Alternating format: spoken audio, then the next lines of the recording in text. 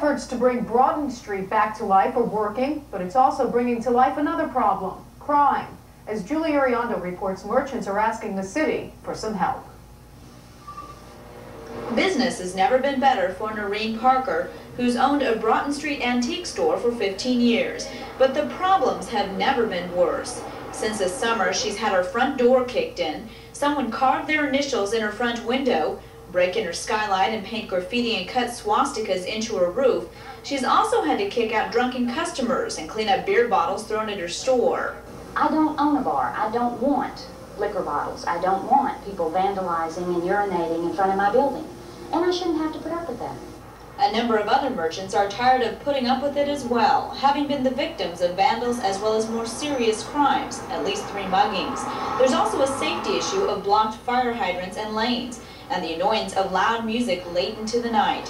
Gerald Shantz says it got so bad he moved. Couldn't sleep at night. The noise was too bad. In response to the merchants, city officials agreed to step up patrols over the weekend. Merchants say the increased presence has helped, but hasn't completely solved the problems. This car was vandalized just over the weekend, and there are still plenty of beer bottles and broken glass littering the ground.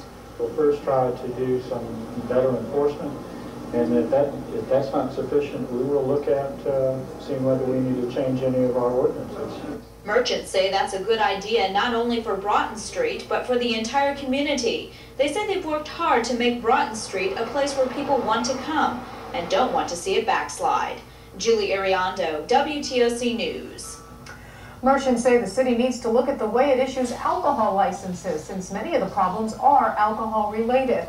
They also say there needs to be better communication between them and the police department.